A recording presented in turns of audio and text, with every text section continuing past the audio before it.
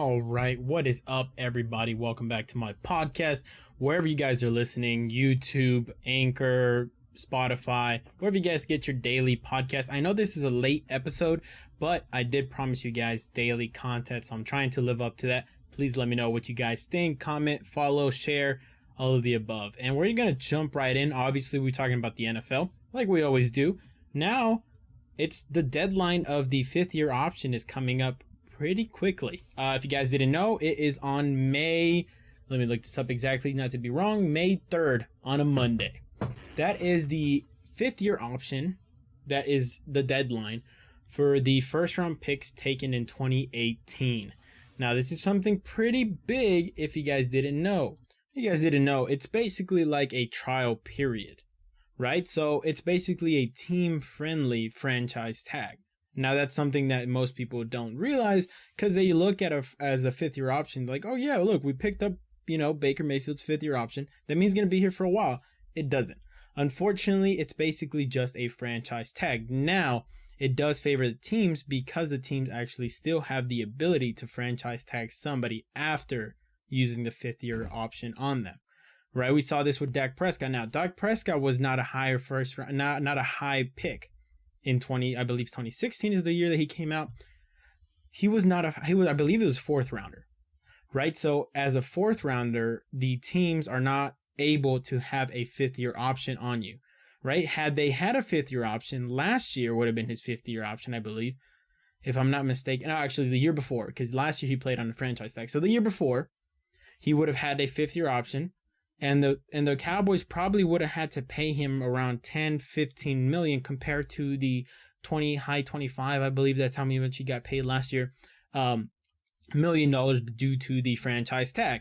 So whenever you look at a quarterback, when you have a fifth year option taken, it's basically just a extended trial period, right? You had the first 4 years. You didn't work out. You pick up the fifth year option. Okay, give me one more year. If you don't prove it to me, we can franchise tag you one or two times. Because remember, the franchise tag is a much higher priced fifth year option. We just saw, like I said, Dak Prescott, fourth rounder, he probably would have made 15, 20. So if we look at exactly how much Baker Mayfield is going to be, it's going to be around 20 million, 18 to $20 million his fifth year option. If I'm not mistaken, Dak Prescott made 28 the year before, last year, on a franchise tag deal. He would have made 37. I believe it was around 37 this year. And because the teams have the ability to franchise tag a third time, if Dak Prescott hadn't signed the deal that he'd signed, multi-million-dollar huge deal, congrats to him. But had he not signed that deal this year, he would have gotten paid $37 million. And if the Dallas Cowboys wanted to franchise tag again, it would have been 40, 50, somewhere ridiculous number, right? Somewhere that wasn't going to happen. So when we look at, a Baker Mayfield, we look at all these other positions, right? Sam Darnold, he's probably going to get his fifth year picked up. Hasn't been picked up yet, but most likely will be. He came out the same year as Baker Mayfield, right? Hasn't gotten a big deal. Is probably not going to get a big deal. And now, if I were the Panthers, I would try to sign Sam Darnold to a very team-friendly deal. He hasn't proven anything. His stock at this moment is all-time low. And I don't want to wait. Make it a front-loaded contract like the 49ers did with Jimmy G. Right? We saw what happened with Jimmy G. Was supposed to play 4 games because Tom Brady was injured. It was the clear-cut favorite for Bill Belichik to be the replacement of Tom Brady. Played 2 games, got hurt in the second game. Missed the other 2 games. Jacoby Brissett had to come out. Tom Brady went up to the owner and said, hey, I built this. I'm not leaving until I want to. Or I get forced out like he did eventually. But that's what happened. So Bill Belichick called up the 49ers and said, give me a second-round pick and I'll give you Jimmy G. Well, he did that, right? And we saw what Jimmy G did for the 49ers his first year. And if we look this up, 2017 was the first year. Played 5 total games. Was, to most people, if you look at the stats, to the Jimmy G fans, was a very good player. 5 games, 5 wins. 7 touchdowns, 5 interceptions. That's not a good ratio. But he won, and that's what everybody looks at, of course, right? When it comes to Jimmy G, oh, he knows how to win. Oh, Kyle Shanahan can't win without him. But you can clearly see that it wasn't because of him. Point made, we continue with the offer that the San Francisco then offered him. Signed the biggest deal at that moment, right? It was huge. Turned out to be very front heavy. And right now, the 49ers, because they were smart enough to front heavy the contract, they were able to get him at not only at a premium at this moment, because Dak Prescott's making 40 million, close to 41, 42, somewhere around there. And you see Jimmy G making 28, right? But at the moment, it sounded good. So why not sign Sam Darnold to a Jimmy G contract? Very front heavy. And as soon as you want to move off of him in 1 or 2 years, you can, right? You give him that 1 to 2 year period. Okay, we traded for you from the Jets.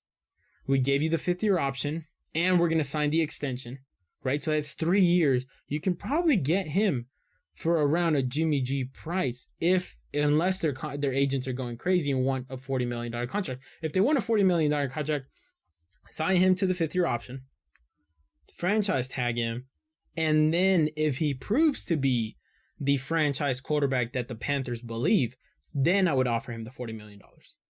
But not right now. Right now, the Panthers have all the leverage. Look, we rescued you from the Jets. We have weapons around you. We want to continue building the weapons around you. If we sign you to a huge deal, we won't draft a quarterback right this year, right? Because if you look at the draft, and most draft, if I'm not mistaken, most mock drafts have them possibly taking a quarterback. They have the number 8th overall pick, right? This is what I would do if I was the Carolina Panthers. I would go up to Sam Darnold, say, okay, we're going to pick up your 5th year option. We want to sign you to a 2-year deal, roughly around $25 million a year. We want to build a team. We want to build a team around you. And if you do this for us, we won't draft a quarterback number 8 overall. Look, we rescued you from the Jets. We have a good team around you. We want to continue building a good team around you. And we want you to show us that we have faith in you, right? Because obviously we traded for you. We didn't pick you up from free agency. We traded for you. We believe in you. Prove us right, and we'll get you the huge contract in 2 or 3 years. Because he's only about 23 years of age, right? So if you sign him, if he turns out to be the quarterback who you believe he can be, then sign him. I don't understand if they were to sign a quarterback or draft a quarterback, it wouldn't make any sense. You still have Teddy Bridgewater making a boatload of money. He can't be the backup because of the boatload of money, because of the voice behind the shoulder of Sam Darnold. So you can't have Teddy Bridgewater there. What do you have to do? You have to get rid of Teddy Bridgewater, and I would not draft a quarterback. You have too many holes that you have to fill.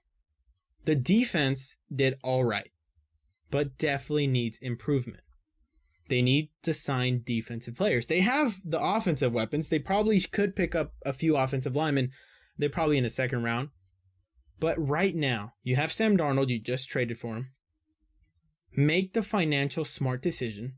Don't wait and have him have an iffy year like Dak Prescott, right? Dak Prescott put all the stats of the world, but he didn't encourage the Cowboys to win. He wasn't a factor in them winning, right? We went over this in the last episode. He went 8-8 with almost 5,000 yards, 30 touchdowns. I believe it was like 12 interceptions. You can't have good stats and not have the results of winning when you're a quarterback. It's not possible. It's not likely. It's not what you're paid for. Get Sam Darnold, exercise the 5th year option, go up to him and his agent, say, okay, we want to offer you a friendly deal. We understand that we rescued you from the Jets.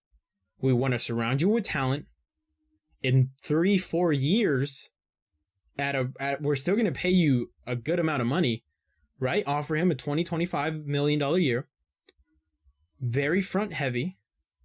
And if he proves to be a franchise quarterback, then you can invest the money later, not now. Remember, you have the ability to have Sam Darnold to a franchise rookie contract-ish right now. Because his stock is so low, nobody believes in Sam Darnold. I'm sure Sam Darnold is having his own doubts at this moment. He went to the worst franchise, to possibly the worst head coach, and he doesn't possibly believe in himself to be a Tom Brady or an Aaron Rodgers or a Josh Allen, right? Same year. But we've seen the progression with Josh Allen. We've also seen the team build around Josh Allen, something that we haven't seen with Sam Darnold. So this is what I would go up, and I would say to Sam Darnold, we need to sign a 5th-year option for you. Get the extra 2 years, 3 years on there. Very team-friendly, front-loaded contract, $20 to $25 million a year. We believe in you. We want to sign this extension. Obviously, we don't know who you are as a quarterback at this moment. No offense, but we believe in you. That's why we want to sign this extension, right? Prove us right, and after the extension, we'll get you the money. We won't draft a quarterback this draft to prove to you that we want to believe in you. That's what I would do if I was the Carolina Panthers.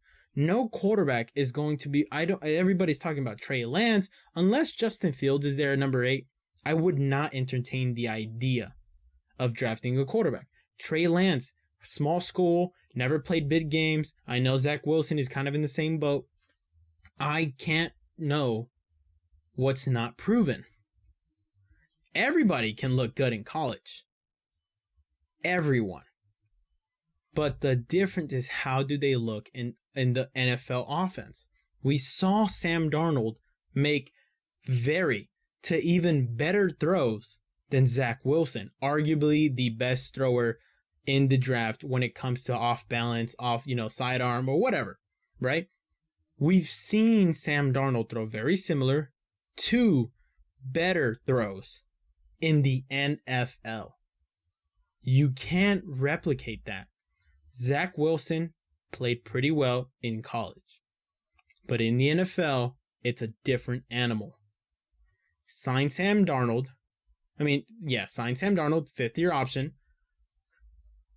extra 3 years, $20 to $25 million a year, very front heavy deal. And that way, in 1 or 2 years from now, you have the ability to move on from that, and you didn't waste too much money. So this is exactly what the Panthers should do and could do.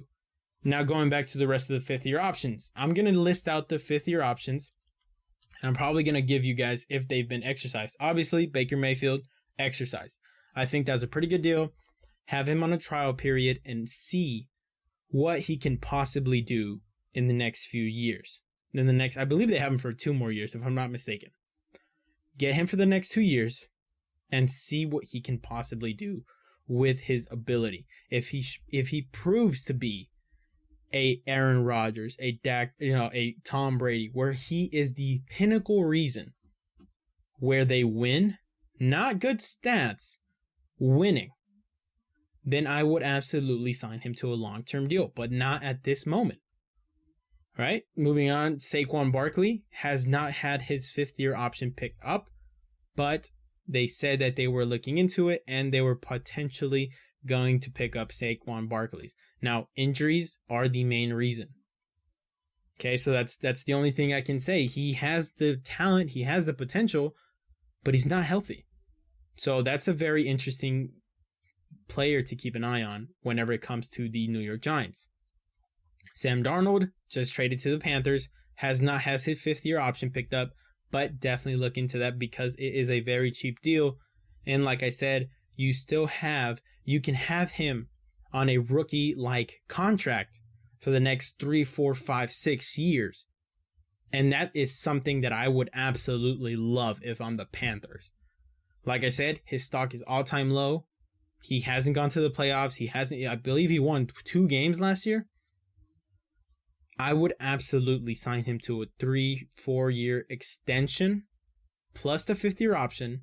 Have him on my roster for 5 to 6 years from now. And then if he proves, and if we win Super Bowls, if we win this, we'll sign him to a different extension and give him more money. This is exactly what you're supposed to do with rookie quarterbacks.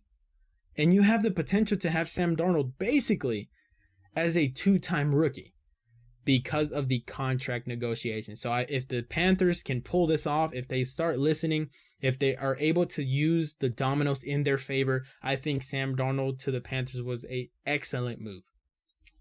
Denzel Ward at Cleveland has exercised Ward's 5th-year option, right? That is a big deal. I think Denzel Ward is an absolute stud at cornerback. I am very proud of the Cleveland Browns. They have him for 2 more years, and I'm excited to see him get a bigger extension once those 2 years are over, possibly after this year. That way they are able to keep their defense intact because their defense is stacked. 100% Cleveland Browns have a pretty to very well defense. Moving on, Bradley Chubb. Like I said, these are all 2018 first-round picks who have had their option of the 5th-year option. Bradley Chubb has not had his 5th-year option picked up, but if I was the Denver Broncos, I would absolutely pick it up and start looking to a extension because he has played pretty well. Quentin Nelson, guard, Indianapolis Colts, has not has his 5th-year option picked up, but has been an absolute stud monster since he was drafted in 2018. I would absolutely, like I said, sign the 5th-year option. It's there for the teams. It's there to build around the teams. And then sign him to an extension. I think Quentin Nelson, one of the best offensive guards already in the NFL. Josh Allen has not had his 5th-year option picked up. I would absolutely sign to a 5th-year option because you have him for this year, rookie deal. You'll have him for next year on a very cheap franchise tag deal when it comes to the 5th-year option. And then you're going to have to roll in the Brinks truck. If I am right about Josh Allen and the talent and the ability to bring the Buffalo Bills to glory, he's going to make $40-45 million a year. If he gets to a Super Bowl, right? I think it's done. The Buffalo Bills have to pay him.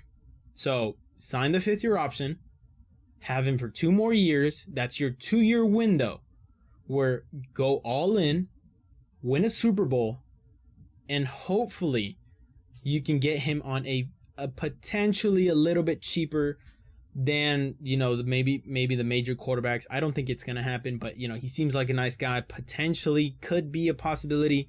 Remember, the salary cap's going to go keep on going up.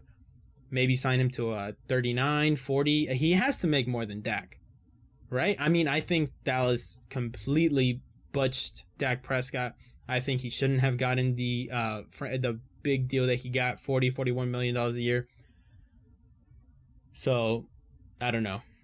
When you look at Dak Prescott, I think that was a mistake. So, if I'm Josh Allen, I want at least more than Dak Prescott. Roquan Smith, his 5th-year option has been picked up by Chicago. So, definitely a good linebacker to have. I think he has potential to be very good. They have him very cheaply for 2 more years. I think the Bears did the correct thing with picking up the 5th-year option. Mike McGlinchey. Yeah. Offensive tackle, San Francisco 49ers. They are going to pick up, I believe. Today actually was supposed to be picked up. I don't know if it actually was, but the John Lynch, general manager for the 49ers, said he was going to pick it up today. So I'll definitely look into that for you guys tomorrow, have you guys the actual facts, but did say he was going to pick it up today. Josh Rosen, traded, waived. He's not going to have his 5th-year option picked up. He's probably on a whole new $1 million, $500,000, $3 million deal. Right now, he is one of the quarterbacks on the 49ers. Now, I think the 49ers have like 4 total quarterbacks at this moment. Doesn't say much. So definitely Josh Rosen is not going to get his 5th-year option picked up.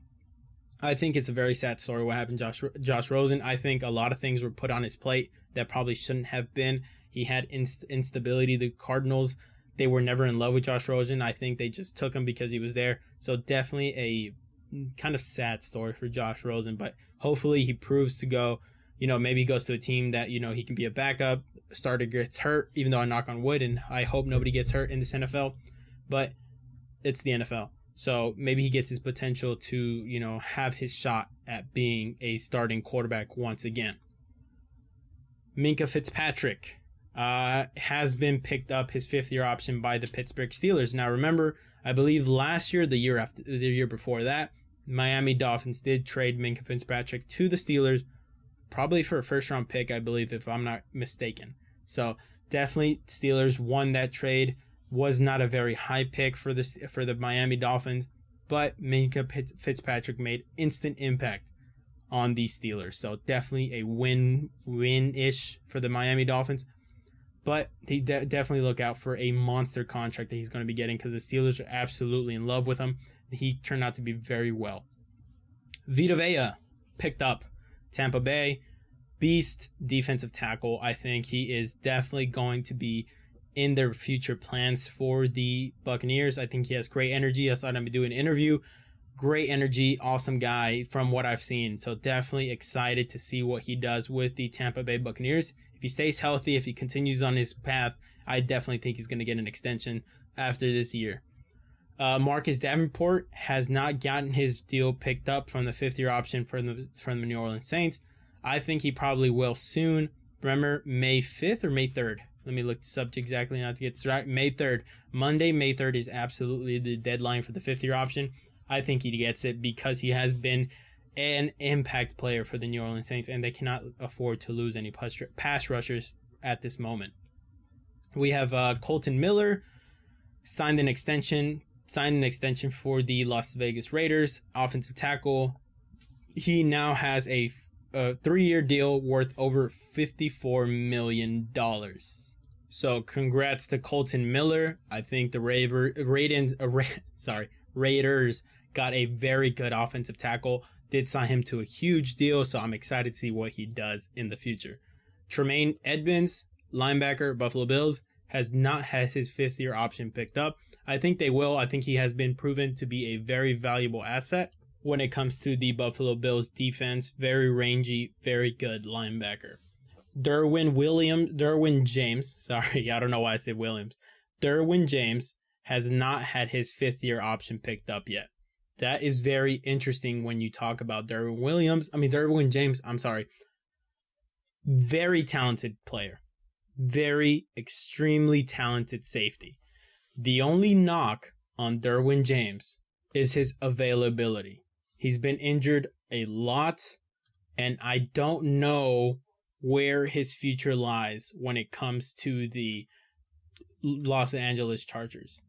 If you look at all the games, he got drafted in 2018, like I said, played 2019, played a total of 5 games in 2019, did not play anything in 2020.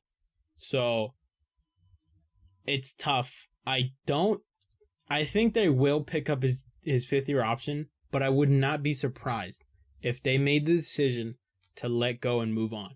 I'm extremely sad. Definitely one of my favorite safeties when it comes to, a beast, has the size, has the range, has the ability, just is not able to stay healthy. So I'm excited to see what happens. I hope he still has one more year this year, obviously in a rookie contract, but I'm not going to be surprised if they don't pick up the 5th-year option. And frankly, I get it because he has not been able to stay healthy. Jair Alexander, cornerback, Green Bay Packers. I think they will, just because they know for a fact they're going to keep him. And I know some players look at the 5th-year option kind of like a franchise tag. I wouldn't personally, because the teams definitely want to make everything possible for the team. So if Jair Alexander is a team player, I'm sure that he wouldn't mind. If I'm the Green Bay Packers, I definitely want him to sign the 5th-year option. And exactly the minute after, start talking to him and his agent about signing an extension. Have him for 2 more years, 1 more year on the rookie contract, 1 year on the 5th-year option, and have the extension already ready and done. That way, you absolutely show him support and understand that, hey, we're in a cap-strapped year. We're potentially moving on from Aaron Rodgers. We want to see if we're able to keep you for a 5th-year option and absolutely give you the money that you deserve a year later. Already signed to an extension. That way you already have the signing bonus. You already have everything that you need. That way you understand that, yes, we signed you to the 5th-year option, but we want you here and you deserve to be here, right? You deserve the money that he gets because he's a very good cornerback, one of the best in the league. We have Leighton Vander Esch.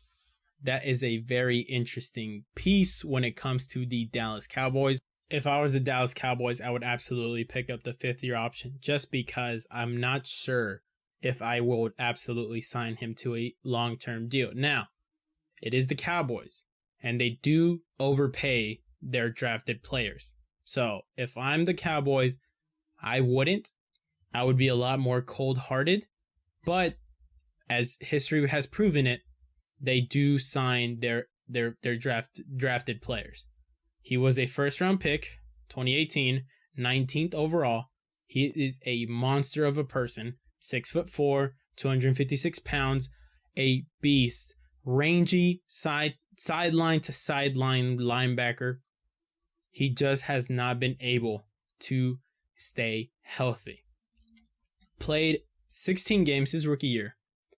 Actually selected to the Pro Bowl his rookie year. Definitely a very good player. 22 years old at that time. 2019, only played 9 games. 2020, last year, only played 10 games. If I'm the Dallas Cowboys, I have to be a little bit cold-hearted. I already overpaying DeMarcus Lawrence. I'm already overpaying Jalen Smith. I'm already overpaying Dak Prescott. My entire offensive line. My running back, Ezekiel Elliott. Amari Cooper. I have to be fragile when it comes to extending these players to a monster, highest paid position in the NFL. If I'm Leighton Vander Esch, I definitely want to prove that I can have that contract extension given to me. They just lost Sean Lee. He has retired. Leighton Vander Esch and Jalen Smith are the go-getters at the linebacker position. We saw them last year. They were the captains of the NFL when it comes to, the Dallas Cowboys, their defense. The linebackers, the middle linebackers, are the quarterbacks of the defense. And they were both running around blindly. I want them to prove it. I wouldn't have signed Jalen Smith to the big deal that they did. I want Leighton Vander Esch to prove it. So I would absolutely sign the 5th-year option, and you'd have him for 2 more years. If he proves to be worthy of it, if he proves he comes back to show what he showed us a rookie year, I would absolutely sign him to extension because he has all the ability and all the talent of the world. Moving on, we have Frank Ragnow, offensive line, Detroit Lions, has not been picked up. Billy Price, center, Cincinnati Bengals, has not been picked up. Rashaan Evans, linebacker, Tennessee Titans, has not been picked up, but I think they will be. Isaiah Wynn, offensive tackle, New England Patriots, has not been picked up, and I will be very surprised because from what I've heard, he has been a pretty good offensive line. And from what I've heard, Patriots cannot afford to lose any more talented players. DJ Moore, wide receiver, Carolina Panthers. I think they won't pick up the option and sign him to an extension. But if I'm the Carolina Panthers, I want to win now. I would sign Sam Darnold 5th-year option. I would definitely sign DJ Moore to a 5th-year option. We have Hayden Hurst, tight end, Baltimore Ravens, traded to the Falcons, drafted by the Ravens, traded to the Falcons, has not had his contract picked up. Calvin Ridley, wide receiver, Atlanta Falcons. That's a tricky one. If you get rid of Julio Jones, I would absolutely still sign him to a 5th-year option. We've seen a great number 2 receiver become a very average number 1 receiver in Juju Smith-Schuster. We cannot afford to pay Calvin Ridley a number 1 receiver salary when he is actually a number 2 receiver. I have not seen Calvin Ridley. I think he is a true number 1. I think he has the potential to be a true number one every single play, every single game. I'm excited if they end up, and if the Atlanta Falcons end up actually trading Julio, I would absolutely sign Calvin Ridley to a 5th-year option, have him prove it this year and next year, and potentially after this year, if he does prove it, I would absolutely sign him to a massive contract. Because like I said, I've seen number 2 receivers go to number 1 and become average, but I'm absolutely excited because I think Calvin Ridley has the talent and the ability to become a true number 1 receiver. Rashawn Penny, running back, Seattle Seahawks, has not been picked up. I don't think it will.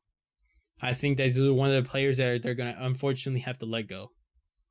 It's unfortunate, but their running game has not been equal to those of other teams. Terrell Edmonds, safety, Pittsburgh Steelers, has not picked up. From what I've seen, he has played pretty well. So I think they should pick it up. I think they will pick it up, but would not be surprised, Pittsburgh Steelers, but I think they should.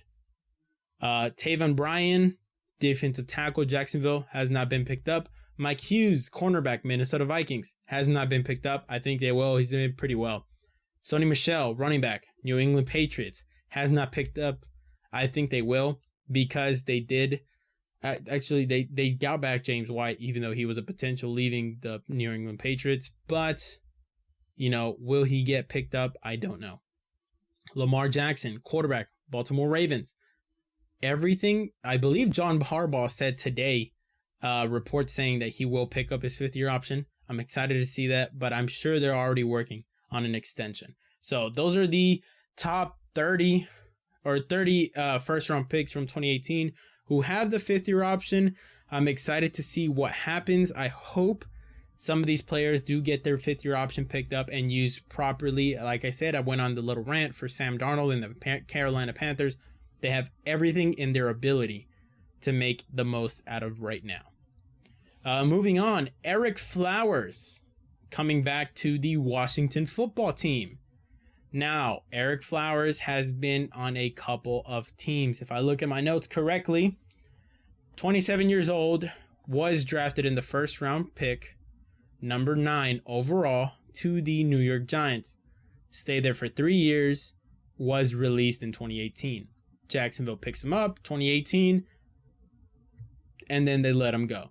Washington then picks him up in 2019, and they eventually let him go, I believe, or was traded. I'm not exactly sure. I definitely have to look that up, but was not on the roster for Washington. Miami then picks him up in 2020, and we see him now get signed. Well, last year, he got signed to a, I believe, 3-year, $30 million deal. If I'm not mistaken, might have been 4. Definitely a big contract for a player of his caliber. Yes, I understand, former 1st-round pick, but if you're not able to be a good offensive tackle for the Giants, who have been begging for an offensive lineman in the past few years, that should say something. Dolphins will get a 7th-round pick. So essentially, they're just swapping 7th-round picks. Dolphins, they get the Washington football team 7th-round pick, which is a little bit higher. And then the Washington gets the Dolphins' former 7th-round pick. So definitely just a swap, nothing crazy, but it's really interesting. I think this is a perfect deal for Washington. Because if you look at the numbers, I think it is an absolute must. Now, Dolphins, they're a little bit desperate to get him off the books. Now, we have to talk about the Dolphins, and we will a little bit later. But the Dolphins, this upcoming season, are going to pay $6 million. Well, actually, they already did pay $6 million to Eric Flowers to get him off the roster. Once the Dolphins paid $6 million, the Washington football team is only going to pay Eric Flowers $3 million for the rest of the year in base salary. I think that's an absolute steal. From a guy who just signed a major contract last offseason, I think that is a huge, huge pickup for Washington. Now, reports are saying that he hasn't been promised the starting job, like he shouldn't, but I think this is going to absolutely help the Washington football team. Now, they're still in the hunt for a quarterback. They have pretty good running backs. They have Terry McLaurin. They just signed Curtis Samuel. I think the Washington they have the defense. I think the Washington football team are primed and ready to make a run into the playoffs. You guys gotta remember, Tyler Heineke took the yard over when he was playing the Tampa Bay Buccaneers defense. The same defense that was applauded and joyfully, shown up on stage, and people were saying that they were the MVP. They were the same team that almost lost to Taylor Heineke.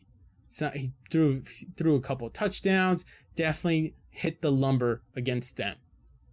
So they just picked up Eric Flowers, only going to pay him $3 million base salary this upcoming season. I think that's an absolute steal. And we have to address the Dolphins, right? They just let go of Eric Flowers, like I just said. Now, I think that tips their hand a little bit into they're going to draft a offensive tackle in this upcoming draft. Could it be Sewell? I don't think he's going to be there. I think Atlanta is going to take a Kyle Pitts. I think Cincinnati Bengals are going to take Sewell. And I think that the Dolphins are stuck with either Jamar Chase or another potential defensive player. Or Devontae Smith, right? We have to look at what they want to do. Now, reports were saying that the Dolphins are actually considering trading up into the draft, up into the higher picks, potentially 4 or 5, to pick up a player. Could that be Sewell? Because they're potentially moving. Reports are saying that they're potentially moving their starting right tackle, Robert Ont, I believe that's his name, to guard. That's very interesting. And then you you trade your offensive tackle, Eric Flowers, who you just signed a year ago. You're so desperate to get him off the books that you're going to pay him $6 million in signing bonus just so Washington can only pay him $3 million and accept it, right? They only swapped 7th round picks. This is very interesting when it comes to the draft. They have the number 6 overall pick, the Dolphins do. What are they going to do? Could they trade up potentially to number 5 or 4 if they really fall in love with Sewell and are absolutely in love with Tua Tagovailoa? Are they going to build around him like they should? That's going to be very interesting.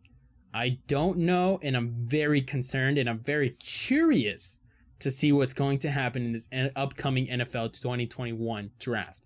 So I'm just excited. If they take Sewell, I think that's an absolute steal. If they move up and have to give up too much, then I would consider that, maybe potentially not a steal. But I'm excited to see potentially maybe one of these other teams trade up in front of the Dolphins, take a quarterback that leaves the Dolphins in their place without having to move a finger or give up any draft picks to get a potential Kyle Pitts or Sewell. So I'm excited, but we have to talk about the Dolphins. They are absolutely cleaning house. And I'm not sure why. I don't understand. And if I'm the GM, if I'm the owner, I'm looking at the GM a little bit side-eyed. I understand that you guys are having success. Barely missed the playoffs last year. Had a very good record.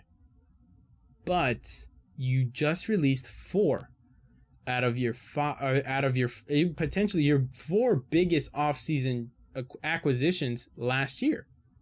Right? Kyle Van Noy came from the Patriots, free agent, signed by the Dolphins last offseason. Now got released. Patriots picked him up again. Shaq Lawson, Texans. He is now with the Texans. Sorry, should have clarified a little bit better. But was picked up by Miami last offseason. Given a pretty good deal. Eric Flowers, we just finished talking about him right now. Just traded back to Washington after signing a pretty good deal the year before, 2020, Jordan Howard. I'm not sure if he's on the current team right now. I'll definitely look into that for you guys. But he's no longer on the Dolphins. So if I'm the owner of the Miami Dolphins, yes, you're making great progress in wins, and that's basically all we care about.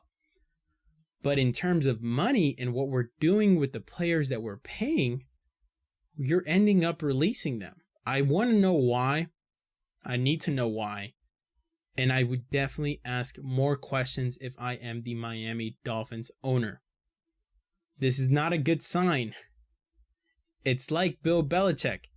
You're admitting faults for signing big players, right? Fortunately, Bill Belichik admitted his fault to sign or drafting tight ends, right? I believe he drafted like 2 tight ends in the second round or third round last year. Turned out to be busts. Admitted it to Robert Kraft, the owner of the New England Patriots, and said, I need to invest in this position. Robert Kraft okayed. They went out and got Hunter Henry, Jonnu Smith. But when it comes to the Dolphins, who signed these players to a big deal, already paid the signing bonuses, already got the guaranteed money out of the way, and now releasing him a year later? That's very interesting. That's like if Bill Belichick literally lets go of Jonnu Smith and Hunter Henry the year after, next year. That would be very concerning if I'm the owner. It'd be very concerning if I'm a fan. What is going on? Were they not, accustomed to the culture that you're trying to build? Are you trying to build a different culture?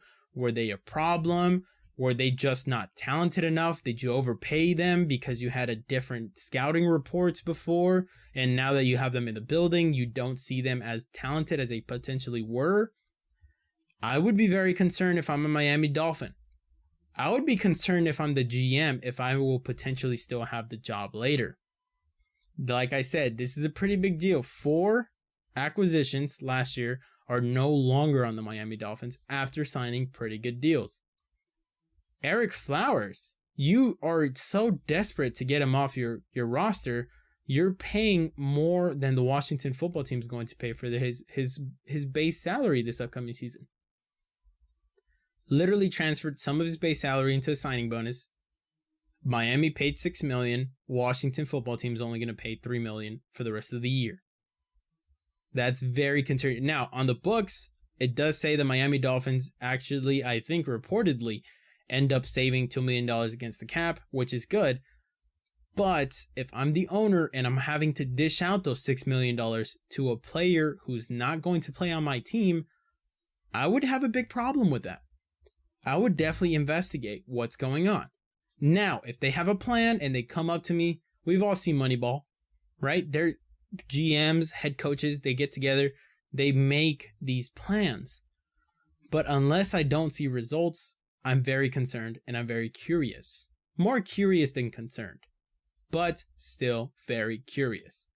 So, like I said, Miami, I don't know what they're doing. I'm excited to see what they're going to do, but I don't know what they're doing at this moment. So I'm excited, and let's see what happens. Moving on, let's see what else is today's a pretty good slow day. We had the 49ers head coach Kyle Shanahan saying, I believe I'm not going to do quote for quote, but I believe he said somewhere along the lines of, I can't promise anyone's going to be alive this Sunday, so I can't promise you that Jimmy G's going to be here.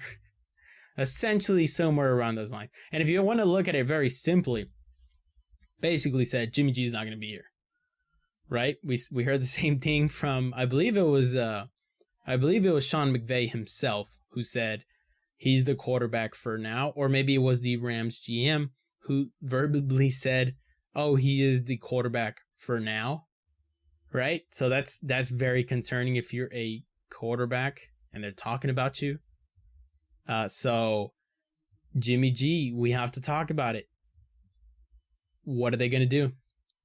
They have the number 3 overall pick. Now, they gave up the farm to get to the number 3 overall pick. Unfortunately, it's the number 1 overall pick. I mean, it's the number 3 overall pick. I'm sorry. Did I choose the number 1 for like 2 times? I'm so sorry. Number 3 overall pick. The 49ers have the number 3 overall pick. Unfortunately, the bad news, it's that it's the number 3 overall pick. Number 1 is going to the Jacksonville Jaguars. They're taking a quarterback this draft. Now, it's essentially written in stone that it's Trevor Lawrence. I personally would be very wary about that, but that's what they're going to be drafting, right? Number 2, the Jets. They traded Sam Darnold. That happened. They have no quarterback. They're going to take a quarterback. Who are they going to pick? They're basically, the Jets unfortunately ruined their chance of getting Trevor Lawrence, but still have the number 2 overall pick. They have their choice out of the remaining 4 quarterbacks. That's a pretty good deal, right? When you have the number 2 overall pick, the Jets, you just traded Sam Darnold, you need a quarterback, you have the pick out of the rest of the quarterbacks. The 49ers are at mercy of the Jacksonville Jaguars and the Jets.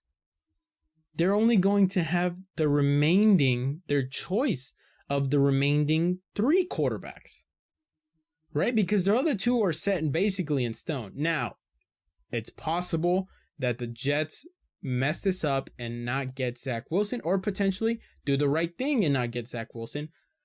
But that's a personal opinion. But the 49ers are at their mercy. Let's say, let's say the 49ers traded up to the number 3 overall pick, knowing, absolutely falling in love with Mac Jones, right? They're like, okay, everybody has them at a late round pick. We're going to trade up to number 3 spot because absolutely there's no way the Jets take them at number 2. But they're the Jets. What if the Jets eventually, or because they hear the reports that the 49ers are falling in love with Mac Jones, or, they look at their scouting reports and like, okay, yes, we like Zach Wilson, but maybe Mac Jones is potentially the answer. If they take Mac Jones, then the 49ers are not even going to get their choice, their quarterback that they fell in love with, to trade up to the number 3 spot, right? Obviously, they're not even scouting Trevor Lawrence, right? There's no point. Jacksonville, number 1 overall pick. But then the rest, the 4 other quarterbacks, you look down the list: Zach Wilson, Justin Fields, Mac Jones, and Trey Lance. That's 4 quarterbacks. You're telling me you traded up 2 first-round picks, future first-round picks, and your first-round pick this year to go to the number 3 spot? I don't know. Reports are saying they tried with the Jets. Some reports are saying they didn't even call the Jets. But that is very, very dangerous. If you trade up and you give up 2 future first-round picks and your first-round pick this year, right, a swap, then you have to have somebody in mind. Reports are saying, latest reports, it's in between, I believe it was Trey Lance and Mac Jones. You're still having doubts? You gave up the farm. You can't give up the farm and still be indecisive. And not only indecisive, but then you're at mercy that the team in front of you does not pick your guy. I don't know what the 49ers are thinking. Now, they're expecting to get a first-round pick for Jimmy G. I don't see it happening. I do have a trade scenario that would make a lot of sense to both teams, but I'll get into that later. But you don't know who you want? Jimmy G's not the answer for you. The rest of the 3 quarterbacks you have on your roster are not the answer for you. You have to make a decision. You have to trade up, and you have to know who you're trading up for. If they butch this, look for John Lynch not being there. Kyle Shanahan potentially could survive this. because of his offensive genius, because he's looked upon as a similar Sean McVay. Sean McVay survived Jared Goff. Now, Sean McVay had the excuse that he did not draft Jared Goff, right? That's very interesting. He did trade for Matt Stafford, though. And I think Matthew Stafford is absolutely a good veteran, hardworking, tough, absolutely blue chip quarterback.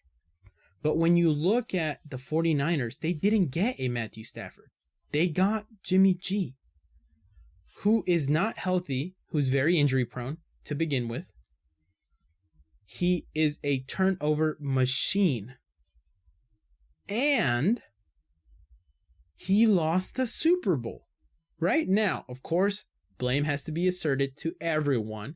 Kyle Shanahan has been on 2 teams that have given up leads in Super Bowls. Atlanta Falcons to Tom Brady's 2016 miraculous comeback. And 2019, I believe that was the year. Yes, 2019 against the Chiefs. They were actually leading in the game and were not able to close it. Now, Jimmy G did miss Emmanuel Sanders wide open. But you have to look at what Jimmy G can be. So you don't get a Matthew Stafford, who is a blue chip quarterback in this league. You get Jimmy G.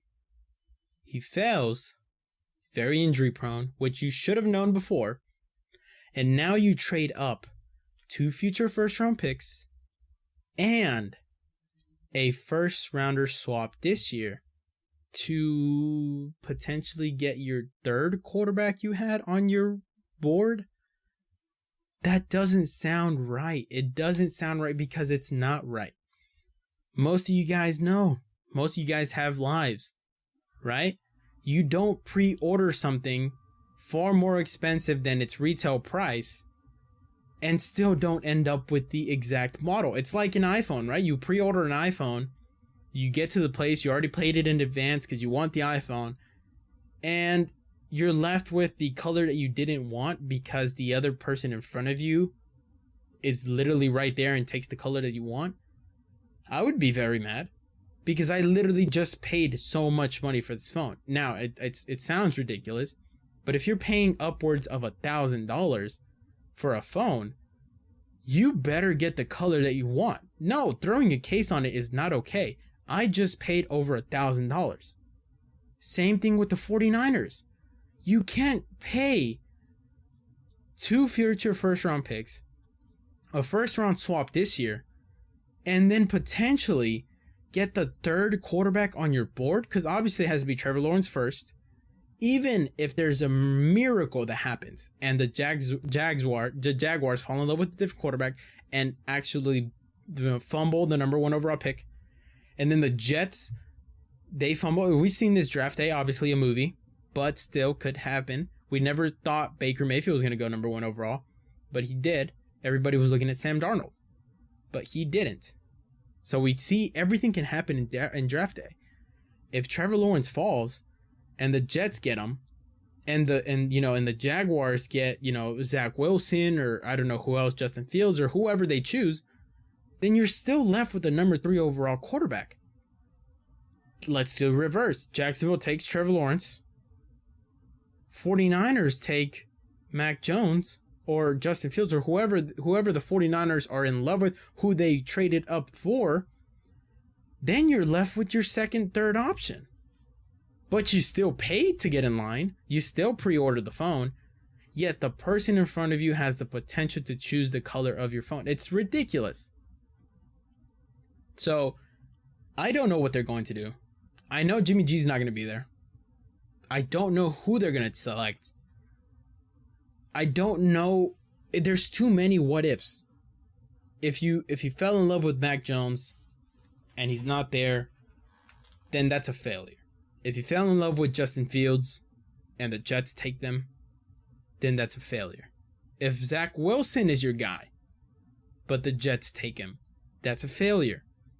If Trey Lance is your guy, but the Jets take them, that's a failure. We don't know who they're in love with because I don't believe they understand who they are in love with themselves. So I'm excited to see what happens just because it's going to be a thrilling night. Thursday, 2 days away. I believe it's 2 days away, yes. I'm excited. Now, my trade scenario for Jimmy G. I think Bill Belichick should absolutely get his quarterback. I believe if you're the number 15 overall spot, to trade up into top 5, top 6, top 7, top 8, where potentially the number 5th overall quarterback in your draft board is going to be there, whether it's Trey Lance, Justin Fields, Mac Jones, Zach Wilson, whoever's there, the leftover, I'm not sure Bill Belichick should trade for that.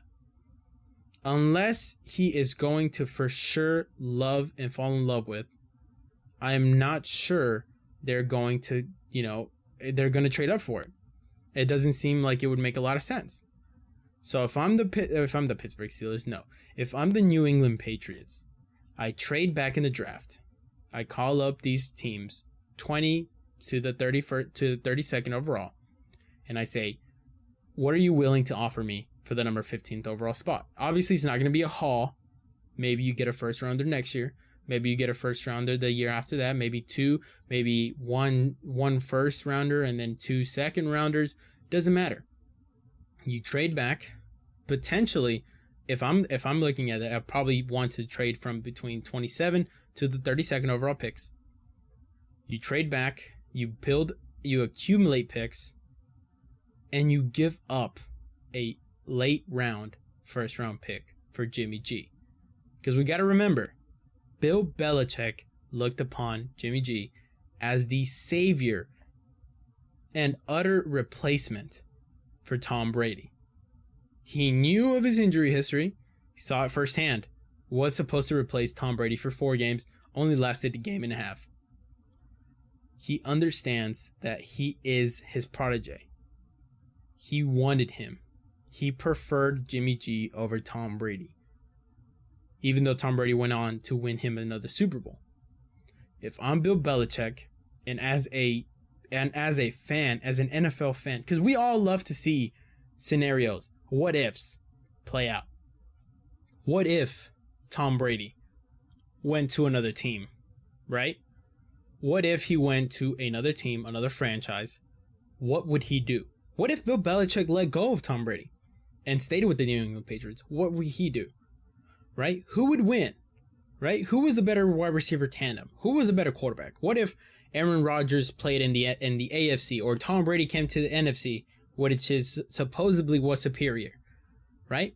We saw those play out. We saw Tom Brady play out. We all, there's so many scenarios, so many what ifs. What if Tom Brady had gone to the Jets? Could he have succeeded? What if the Dallas Cowboys had gotten Tom Brady? What if the 49ers had let go of Jimmy G and actually accepted Tom Brady instead of turning him down like they did? There's so many what ifs, right? Bill Belichick's dream scenario 4 years ago was to let go of Tom Brady, which, checkmark, has been done. Stayed in New England, which, checkmark, has been done. And stayed with Jimmy G, starting him, replacing Tom Brady officially, and trying to see if he could win. That's the dream scenario that was for Bill Belichick in 2018. He has the potential to have that done in 2021. Yes, a few years later. Yes, with the injury history of Jimmy G, more, on a bigger stage. But this is exactly what Bill Belichick wanted. And as a fan, I would love to see it. So, Bill Belichick, trade back, give up a very late first round pick, which is essentially a second round pick if you really think about it, and get Jimmy G. I want to see that play out. I want to see Bill Belichick, because there would be no more excuses for Bill Belichick. It would be his chance to prove, look at this. This is what I wanted to do in 2018. This is exactly what I wanted to do to replace Tom Brady. So if I'm Bill Belichick, I trade back, I get Jimmy G, the quarterback of my dreams that I've always wanted, the guy who he still texts even though he's on a different team. And I show the world this is what I wanted to do. As a fan, I'm excited. I want that to happen. There's no quarterback, I believe, in Bill Belichick's mind who can compare to Jimmy G because he is absolutely infatuated with him. And I want him to prove it. So that's it for today, guys. Thank you so much for listening. Hope you guys enjoyed it. Share, listen, however you guys listen to your podcast. Hope you guys continue to listen. And hope you guys have a wonderful day. Thank you so much.